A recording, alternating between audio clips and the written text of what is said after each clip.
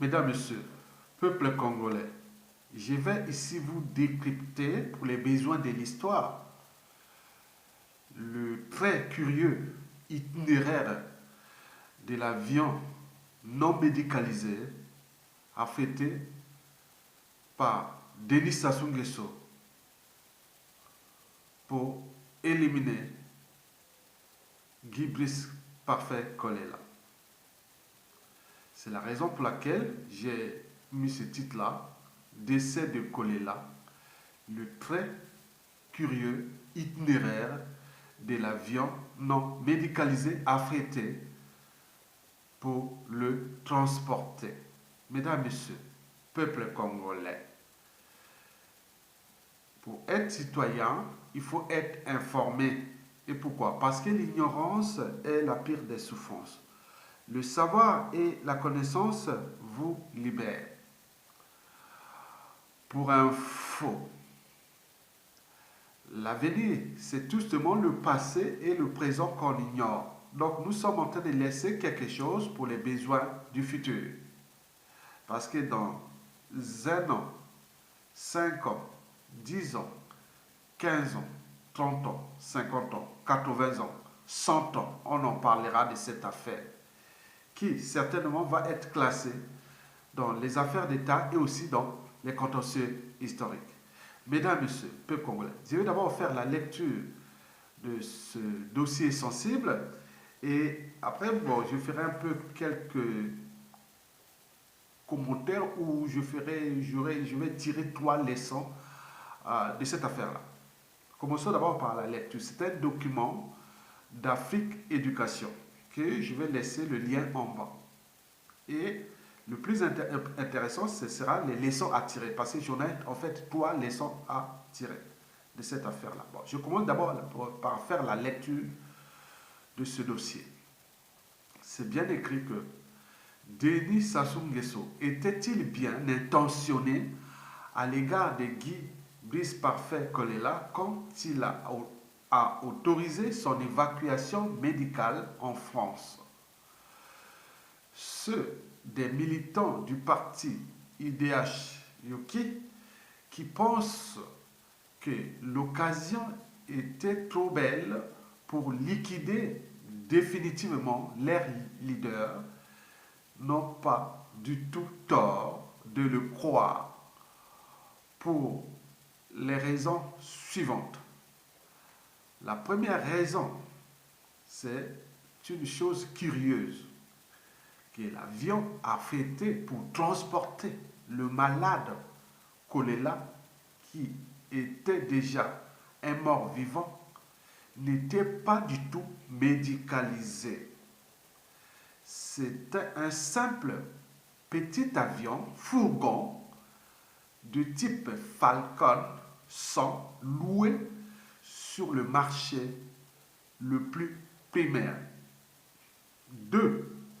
L'autonomie de vol de ce petit avion n'était que de 3 heures, ce qui le forçait à faire au moins 2 escales. Une situation très inconfortable au regard de la gravité de l'état du grand malade Kolela. 3. Pour transporter Kolela, ce petit avion a dû faire escale d'abord et avant tout à l'aéroport d'Olombo, Oyo, village natale du dictateur congolais. Cet itinéraire, au départ, était non prévu et la famille Kolela l'ignorait totalement. 4. Pourquoi cette escale d'Olombo-Oyo a-t-il été ajoutée si le dictateur Sassou Nguesso ne nourrissait pas d'intentions maléfiques à l'endroit de son fils Kolela? 5. Le Falcon 100, n'étant médicalisé, a atterri par la suite à Djamena au Tchad et à Alger en Algérie pour des raisons de ravitaillement. Cependant, l'escale d'Alger en Algérie a été fatale pour Kolela car les mauvaises conditions du voyage l'ont placé dans un coma qui n'a pu être jugulé ni par le médecin français venu de France présent dans l'avion, ni par le médecin de Kolela qui l'accompagnait depuis Brazzaville. Selon le parquet de Bobigny, au Seine-Saint-Denis, en région parisienne, le décès de Kolela a été constaté le 22 mars à 1h40, 0h40 GMT, alors que l'avion qui le transportait depuis Brazzaville avait atterri au Bourget à 1h35. Épouse de Guy Brice, Nathalie Kolela était à bord de l'appareil. Toujours selon le parquet de Bobigny, l'autopsie réalisée le 23 mars a conclu à une insuffisance cardio-respiratoire due à une pneumopathie diffuse sévère bilatérale compatible avec la constatation médicale congolaise de Covid-19. La contamination au virus SARS-CoV-2 SARS-CoV-2 étant confirmée par la virologie moléculaire. L'autopsie du médecin légiste ne fait état d'empoisonnement nulle part. Ce rapport paraît suspect. Pour lever tout doute, la famille Kolela, qui seule a intérêt à agir, doit désigner un avocat pour demander une contre-expertise. La famille a droit de savoir de quoi est mort son digne fils. Cet avocat saisirait dans l'urgence le doyen des juges du tribunal de Bobigny afin qu'il désigne un juge chargé de mener une enquête totalement indépendante de celle du parquet qui est souvent sous l'autorité du ministre de la Justice. Cette nouvelle enquête, cette fois indépendante, permettrait de faire toute la lumière sur les raisons de la mort de Kolela. Le parquet et le comment des négociations entre les pouvoirs congolais et français ayant conduit à la localisation d'un avion non médicalisé devant transporter un opposant qui était pourtant entre la vie et la mort. Cette enquête indépendante devrait aussi permettre de connaître les indifférences politiques entre le pouvoir congolais d'une part et le pouvoir français d'autre part, l'Élysée, Quai d'Orsay, garde des Sceaux français. Ainsi, les Congolais qui se demandent pourquoi l'avion ayant décollé de Brazzaville a fait d'abord escale à Olombo-Oyo, escale qui n'était nullement technique ni nécessaire et qui soupçonne dangereusement Sassou d'avoir liquidé, selon ses méthodes habituelles, ce jeune leader politique qui aurait pu contester son plébiscite de 88,57% s'il n'était pas mort, aurait une juste réponse à leurs questions. Document d'Afrique Éducation. Mesdames, Messieurs, je vous laisserai le lien en bas. Donc moi, je pense que j'ai 3 leçons à tirer. Parce que d'abord, la journée on nous a signalé qu'il serait mort le 20 mars 2021 entre 20h30 et 21h. Le 20 mars. Bon. D'ailleurs, le dictateur Denis Sassou Nguesso avait parlé auparavant, on le sait, il disait que le 21 mars, il est quelle heure? Il est midi aujourd'hui, oui, c'est midi. Je vous rassure que le 21 mars à 14h, vous aurez quelque chose qui va passer, on va un coup KO. Un coup KO, à 14h, nous aurons un coup KO. C'est ça qu'il avait dit. Il avait dit que le 21 mars, un cacao. Il faisait comme ça avec sa montre comme ça. C'était 2 ou 4, 5 jours avant. Retenez bien, le 21 mars, vous aurez un cacao à 14 heures. Bizarrement, ce 21 mars-là, nous avons vu par les réseaux sociaux. Moi, j'ai vu le 21 mars à 14 heures. Maintenant, on dit, quel est cet avion qui est parti de Brazzaville, qui a disparu quelque part à Olombo? Ils ont même la trace, ils nous ont montré la trace. Mais moi j'ai vu ça. Bon, on nous signalait que Guy Brief Parfait Kolela va être évacué. Qu'il y a un avion médicalisé qui est un avion militaire ou autre qui est venu du Gabon pour venir le chercher et elle a fêté un avion venu du Gabon pour les ramener à Paris. Bon, nous on dit, bon, peut-être ça, peut-être l'escale, autre. Bon, nous on a vu ça. Moi j'ai vu ce document-là. Hein, c'était dans Facebook. Vous voyez, le dimanche à 14 heures, ce qui était dans Facebook. Vous avez vu celui qui a fait l'itinéraire de quel est cet objet qui est parti de Brazzaville, qui a disparu à Olombo. On ne le voyait même plus. On dit, mais qu'est-ce qui se passe? Mais celui-là, il doit remettre republier ça, parce que c'était intéressant. Je pense, moi, si ma mémoire est bonne, c'était le 21 mars, vers 14 heures. Et donc, on dit, bon, on cherchait, parfois, moi, j'ai non, peut-être c'est des avions militaires, hein. Ils peuvent faire, bon. Mais non, d'après les sources que nous avions aussi, beaucoup de gens ont dit que bon, il était allé à Olombo là-bas, au Yo, donc le corps a été transporté là-bas. On dit qu'il a fait étouffé par Sassou Nguesso, hein, parce qu'on dit que son poumon peut-être est mort d'hypoxie, hein, donc le manque d'oxygène d'où la pneumopathie qui transforme ça en pneumopathie grave et autres. Bon, ben, c'est plus peut-être on l'a mis l'eau, on l'a mis l'étouffement et tout compagnie. Je ne sais pas, ils ont leur méthode. Hein. Donc il a été liquidé par étouffement, ou on l'a étouffé, on l'hypoxie. Peut-être serait mort déjà là, à 14 heures là, ou avant, peut-être. Les autres disent non, mais certains disent qu'il serait déjà mort. Et bon, ben, on l'a amené directement à Olombo pour des rituels. Donc ça souhaite aller faire des rituels. Il crache sur le cadavre. Il fait tout ce qui est des rituels de son pouvoir, de sa puissance. Il fait toujours ça à tous ses opposants. Quand ils sont morts, soit il crache sur eux, il passe au-dessus d'eux, donc il fait ça. Donc, bon, ce sont des rituels qui... Bon, moi, je vous dis sincèrement, il faut pas mélanger les rituels de Sassou Nguesso là et ce que nous on faisait.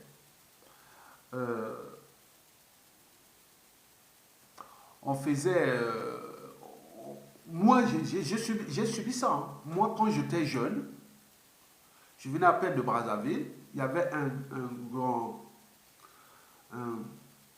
c'est-à-dire, c'était le frère de mon père. Et il nous faisait des rituels qui étaient... voilà, c'est passé le matin, les cadavres étaient là. Maintenant, on gardait l'eau froide, hein, l'eau de la veille, il doit rester, on ne doit pas toucher l'eau là, il reste, on met l'eau dans un bol, et comme ça, on laisse ça, et le matin, on vous fait boire de l'eau là, et on m'a pris, moi, on m'a passé au-dessus du cadavre de mon... On m'a fait passer au-dessus. Moi, comme j'étais le nez, donc on m'a fait passer au-dessus de ce cadavre-là, qui était le frère de... C'était que dans le sens des... Je ne sais pas comment on voit la signification. C'était dans le sens de la transmission ou beaucoup de choses. C'était rien du tout. Moi, on m'a fait passer seulement au-dessus. Mais c'est une pratique qui est faite dans... C'est les Makwa, aussi les Kouyou, aussi les Bochis, les Sassou Nguesso. Puis c'est les 3 tribus là. Hein, c'est une pratique là-bas. Mais nous, au village, on faisait ça. Je suis passé 2 fois au-dessus des cadavres. Moi, quand j'étais jeune, on me prenait pour moi, mon père a pris comme ça, il m'a passé au-dessus du cadavre. Et moi, je voyais ça bizarre, bon, ben, c'était comme ça. Bon, c'était la dernière fois. Donc, Sassou Nguesso, quand il fait passer, il passe au-dessus du cadavre, il crache, ce n'est plus ça. Il est dans le sens maléfique, diabolique, satanique. Ce n'est pas le sens culturel ou autre. Donc, il a transformé toute cette culture de Kani, ou de Touré, ou de tout ça, en ce que vous connaissez comme fait avec les faux sages et tout compagnie. Donc, il n'est plus des valeurs culturelles. Donc, on a mélangé ça en rituel criminogène ou criminel, même en antisociaux. Vous avez tout compris. Donc, sur le plan des rituels, on l'a dit qu'il passe toujours au-dessus des cadavres, hein, et il les crache, il fait des mutilations et autres. Donc c'est peut-être ça. Bon, je ne sais pas.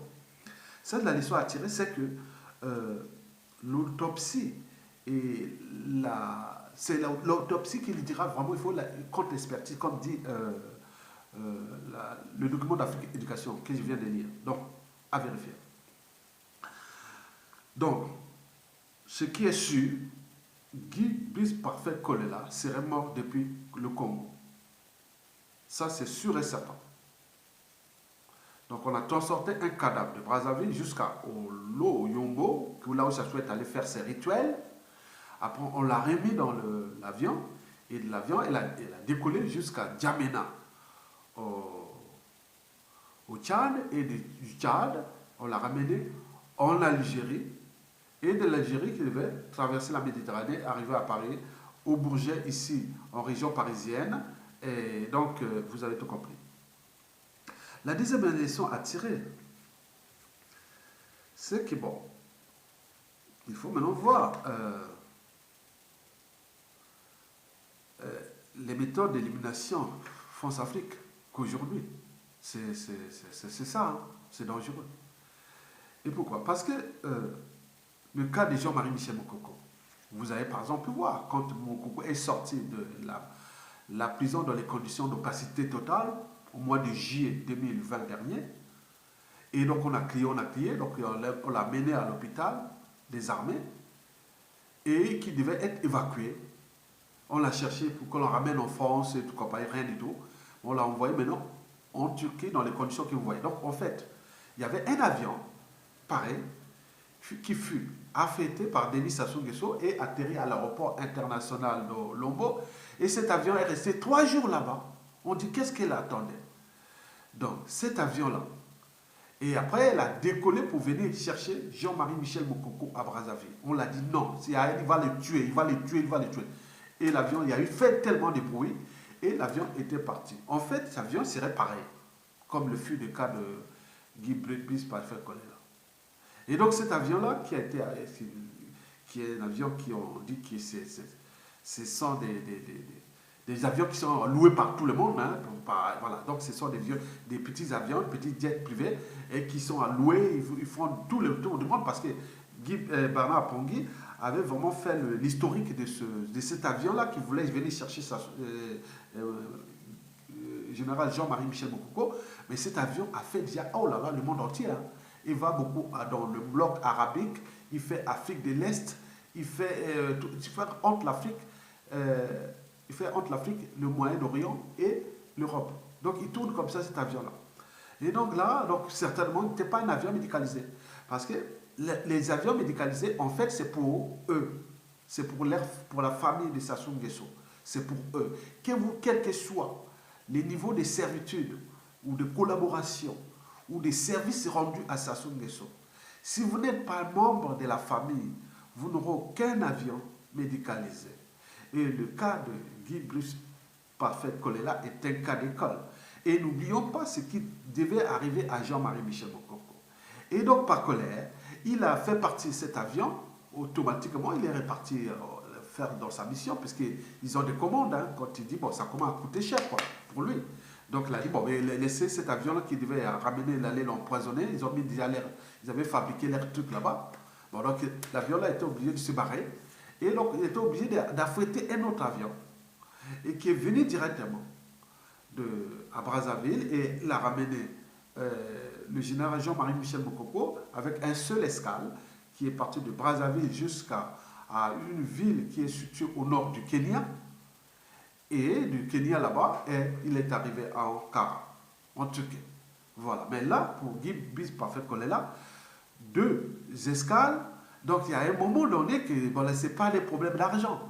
Mais ils sont toujours bien affrétés, bien médicalisés. Donc vous avez tout compris que ceux qui continuent à jouer pour le jeu de ce dictateur, vous êtes en train de vous faire passer celui-ci n'aime personne dans ce pays, sauf lui-même ou quelques membres de sa famille. Donc, par conséquent, vous devez aller vers la convergence des conflits d'intérêts, des intérêts particuliers et partisans, de la guerre des égaux, et et tout ce que vous avez comme jalousie ou méchanceté, non. Allons vers l'intérêt général, parce que là, c'est une question de survie. Regardez, il va nous laisser que des orphelins partout dans le pays. Et en plus des orphelins, c'est un pays qui a été ruiné et détruit pour rien, surendetté pour rien, vendu à la découpe pour rien. Un pays où on a abusé des millions de vies. Et donc, nous, le temps n'est plus de se parler comme ça. Maintenant, il faut agir. Il faut agir. Donc, l'insurrection est possible. Parce que Sassou ne peut pas tuer 1 million de personnes dans Brazzaville, dans la rue. Jamais. Donc, or, le fouillis est mieux parce que du nord au sud de l'est, ça doit être dans toutes les tribus de Brazzaville. Hein, dont 2 tiers sont des Lari, Congo et les Téké, où ils sont aujourd'hui en train de subir aussi. Mathias Dion va demander au recours ou pas. Non, il ne faut pas jouer ce jeu-là. Guy Parfait, que la paix à son âme, il a fait en 2016, non, on voit bien les résultats. Donc l'enjeu est de se suturer, de trouver les moyens de mettre les gens dans la rue. Mais si vous ne les mettez pas, nous, le peuple, on va le faire, mais vous serez perdus. Et donc, ce n'est pas bien comme ça. Donc, vous laissez vos histoires de conflits d'intérêts, des loges maçonniques, de ceci, des ordres que vous recevez de sa source, on n'en veut pas. Donc, allez d'abord dans le sens de l'intérêt général, c'est-à-dire sauver ce peuple et ce pays. Vous avez tout compris. La troisième et dernière leçon à tirer, c'est que bon, nous sommes là, le dossier là est rentré dans les contentieux historiques. Parce que là, c'est l'affaire d'État. La France peut cacher tout compagnie, mais ce sera leur affaire. Mais ça va tomber. Mais l'affaire là va sortir. Ce sera dans les contentieux historiques. Et on le sait. Et comme je vous l'ai dit que le futur, c'est tout justement le passé et le présent qu'on ignore. Et que ne faites jamais autrui, c'est que vous ne souhaitez pas qu'on le fasse sur vous-même. Et donc, quand on parle de consensus historique, c'est que les mêmes causes, que les mêmes effets, on a le monde de causes et de conséquences. Avait-il le monopole de faire ça aux autres? Et donc, on dit que cet environnement est devenu hostile à Sassou Nguesso, à sa famille, à son clan. Il ne survit encore que grâce à la coopération active et passive de la France-Afrique, qui est aujourd'hui démasquée et grillée avec tous ces méthodes d'élimination d'opposants et tout compagnie. Donc, pour combien de temps encore? Donc, les crimes de Sassou n'ont pas augmenté envers les opposants. Ils sont maintenant démasqués, grillés et autres. Et c'est une bonne nouvelle parce que lui, pour asseoir son pouvoir, avait divisé ce pays en 2 parties. Le nord pour lui, hein, donc ils éliminaient à petit feu, intellectuels, cadres civils, politiques et militaires, ceux qui étaient intelligents, courageux, autres, ils éliminaient, qu'ils soient bons ou on t'élimine. Et si ça ne suffit pas, bon, ben, on t'entraînait, on te conditionnait à aller commettre des crimes comme ça, vous êtes mouillé comme lui, donc vous ne pouvez plus réagir parce que vous avez peur que si ça se tombe, on va vous retrouver, la justice va vous retrouver.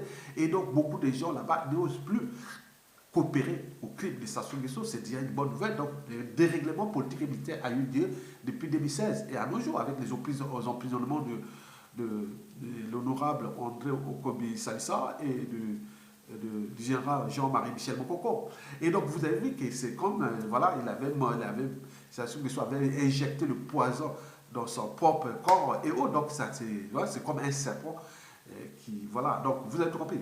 Donc qui mord sa propre queue, qui a eu injecté son venin. Donc depuis là, Sassou, c'est la descente aux enfers. Mais le côté sud, le sud, c'était qui? C'était que ses complices, ses pions et ses victimes. Les victimes, pourquoi? Les victimes, c'était pour souder les nordistes derrière lui, qui allaient commettre les crimes contre les sudistes là-bas. Mais moi, je suis tranquille. Mais si je quitte le pouvoir, les sudistes là-bas vont venir vous massacrer. Mais c'était un jeu dangereux.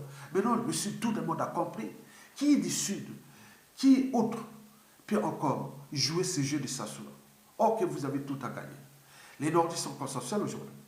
Nous avons besoin de le chasser par la rue et rentrer dans une période de transition consensuelle que nous pourrons repenser les élections libres et transparentes.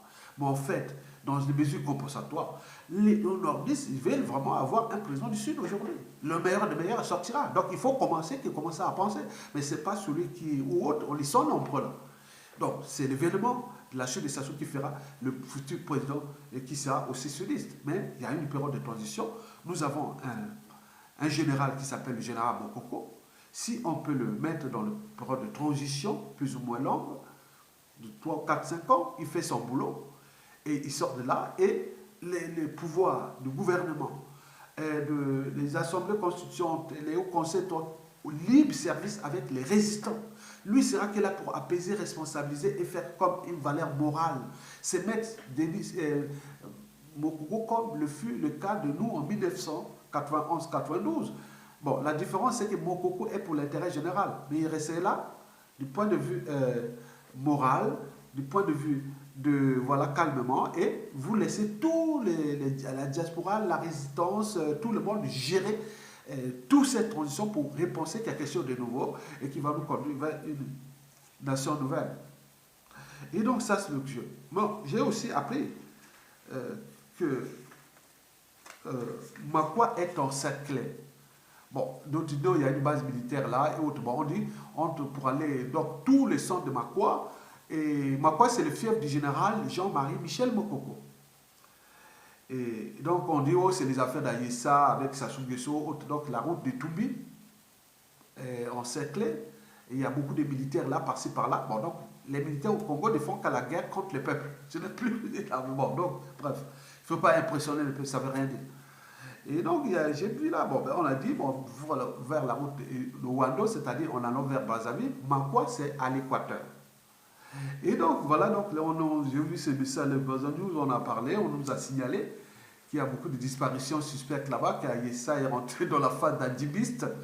Bon, il y a même Sidonie Lingou est mort, bon, donc on ne sait pas où elle a disparu, et donc c'est leur affaire criminelle qu'ils font là.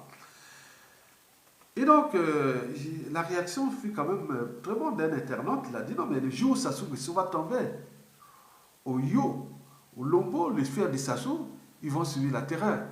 Donc, la peur aura changé de camp. Ils vont gaver, ils vont voir comment ils ont fait aux autres. Oui, donc j'ai vu ça, bon, ben, beaucoup vont vers là, que si Sassou tombe. Et tout le Yo là, tous les secteurs de la ville du dictateur, c'est la terreur absolue. C'est la peur. Alors, je dis, quoi, il faut fuir le pays. Tout ce monde-là, il faut fuir. Donc, les Bouchis vont être en danger. Donc, bref, bon, voilà pour la petite histoire. Bon, pour nous, cette affaire-là, il y a eu 2 ou 3 leçons que j'ai tirées. Un, que le Guy Parfait Kolela fut assassiné au pays. On a mené un cadavre pour empêcher, pour faire la diversion, que l'élection puisse passer, parce qu'il avait peur de contestation et autres. D'ailleurs, Sassou Nguesso avait déjà parlé dans une vidéo avec le monsieur là, François Soudan. Et il avait dit qu'en 1997 ou 1995, que Pascal Lissouba cherchait à l'éliminer.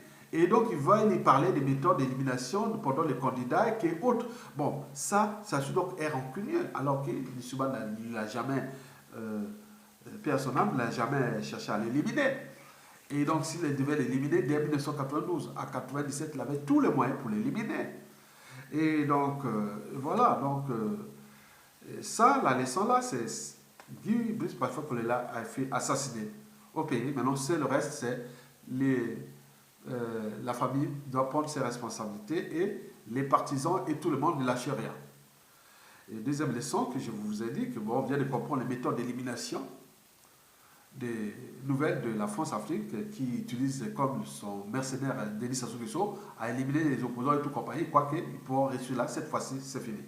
Enfin, troisième leçon, c'est que bon, nous, ce qui vient de se passer va rentrer dans les contentieux historiques. Et c'est à nous de clarifier et autres pour laisser beaucoup plus de visibilité historique pour que les gens puissent comprendre qu'est-ce qui s'était passé. Parce que demain, ce qui va arriver, la loi du karma, on ne sait pas là où ça vient. Et donc les gens vont être dans les situations, on ne sait jamais. Pourquoi? Parce qu'on est dans le monde des causes et des conséquences. On ne sait pas ce qui va arriver au Sassou, au Nguesso et tout compagnie. Et ce qu'ils ont fait aux autres, on ne sait pas. Parce que moi, je vous dis, l'après Sassou Nguesso va être problématique pour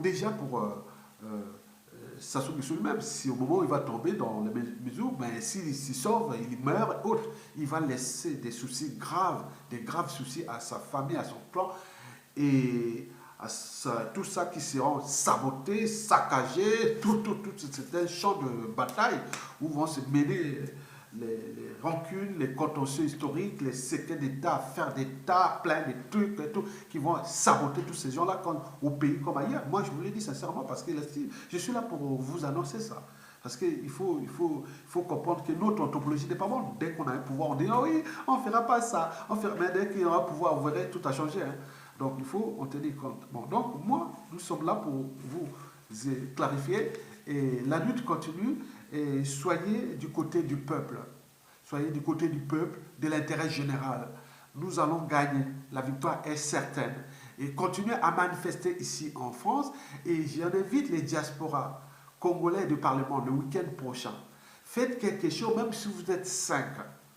Montrez que nous sommes présents quelque part. Vous êtes en Allemagne. Faites, si vous dans une petite ville, prenez 2 ou 3 personnes, allez envoyer et restez devant une mairie ou quelque chose et faites quelque chose, un petit bruit, un petit truc avec les drapeaux, parler. Ou vous soyez en Ukraine, vous soyez en Russie, vous soyez en Suède, que vous soyez au Canada, aux États-Unis, que vous soyez en Afrique, c'est problématique, ça dépend des pays, parce que ça soit mis tous ces moyens là-bas pour aller attaquer ceux qui, voilà, vous voyez qu'en Afrique, c'est très difficile de se révolter. Bon, donc, parce que ça soit mis tous ces gars là-bas, et pour aller, c'est que quand il voit qu'il est là, bon, il va là-bas dans ce pays, il va tuer les gens là-bas, comme s'il a le monopole de ça, mais en Occident, on est encore protégé. Et puis aller voir tous les pays d'Europe, faites quelque chose, hein, d'ici le 3 avril, faites quelque chose comme c'est passé samedi à Paris. Ce fut le 27 mars 2021 où il y avait plus de 3000 manifestants. Et si et seulement s'il n'y avait pas de Covid-19, ce serait au moins plus de 10 000. Donc il faut entendre la voix. Nous devons mettre la pression à l'Élysée pour qu'il lâche son mercenaire. Bon, pour terminer aussi, que si la France ne fait pas attention, là, il joue un jeu géostratégique très dangereux en tenant compte de maintenant Sassou Nguesso. Parce que le Congo, la CAC, la CEMAC, le bassin du Congo, le nombre de pays compte beaucoup. Comme j'ai dit, que les relations diplomatiques, économiques, commerciales et géostratégiques de la France avec le Congo risquent d'être potentiellement structurellement problématiques après la chute de Sassou Nguesso, c'est-à-dire tumultueuse ou froide. Donc, on rentre là dans ce cas-là, c'est à elle de prendre les devants, puisque la diaspora congolaise, les diasporas congolaises, là où il y a France avec ses pions, ses complices, c'était la diaspora congolaise de France. Or, avec ce qui vient de se passer, elle devient de plus en plus méfiante et défiante envers la France, cette là parce que les autres diasporas congolaises des pays qui sont dans les pays d'Europe ou d'Occident, ou d'Afrique, ou dans le monde, ils ne sont pas pour la France. Hein. Jamais. La France avait ses pions qui est la diaspora ici en France. Mais qu'est-ce qu'elle a fait la France? Elle a fait le double jeu du dictateur Sassou Nguesso sur le plan de vie administratif, c'est-à-dire passeport, visa, les renouvellements de titres de séjour, et tout, ils ont joué leur jeu contre la diaspora, ceux qui s'étaient affichés, puisqu'ils ont, au 7 janvier 2000, il avait mis l'application du comité mixte d'action spéciale qui consistait à dire que tous ceux qui luttent contre Sassou Nguesso à l'étranger, ils n'auront ni visa ni passeport. Il appliquait. Et donc, eux, ils vont partir. Tous les passeports de Sassou et des visas et tout ça seront caducs. Mais ils vont chercher où? Ils vont dire, oui, je vais voir la France. Qui va vous... Non. Écoutez, on vous a envoyé des lettres de rappel, des vidéos de rappel. Vous n'y pensez pas. Donc, ça rentre dans le panier des problématiques de la presse Sassou Nguesso en termes de diplomatie avec la France. Donc, c'est une diplomatie suicidaire. C'est une diplomatie suicidaire. Parce que là, au lieu de traiter dignement les opposants congolais qui luttent contre Sassou Nguesso en France, mais la France préfère aller traiter très bien d'autres opposants des pays d'éducateurs d'Amérique latine ou d'Asie ou d'Europe et autres, mais pas pour son précaré. Pour son précaré, c'est interdit. Ils nous traquent, ils nous mettent les coups bas et coups tordus. Bon, c'est déjà pas bon. Parce que la manifestation du samedi là, quand on a cherché à verbaliser les manifestants, même à faire des contrôles d'identité, mais dans ces manifestations-là, il y a peut-être un ministre des Affaires étrangères là, la presse Sassou. Il y a peut-être un président là. Il y a peut-être un ministre de l'Intérieur là. Il y a peut-être un ambassadeur là. Il y a un consul là. Il y a des gros bonnets, des grandes personnalités de la presse Sassou Nguesso qui étaient là. Mais l'humiliation, vous allez négocier des contrats ou faire la France-Afrique avec qui? Quelqu'un qui sort d'ici, qui est déjà en méfiance. Vous avez vu par exemple l'ayatollah comme quand il est sorti de Paris ici en 79, c'est retourné le dos contre l'Occident. Vous avez aussi vu le professeur Archange Touadéra qui a viré à 180 degrés vers la France. Il y en a beaucoup plus de gens, même au sein de la diaspora, qui étaient le dit encore que la France pourra avoir ses pions pour l'après Sassou Nguesso ou dans les pions d'Afrique.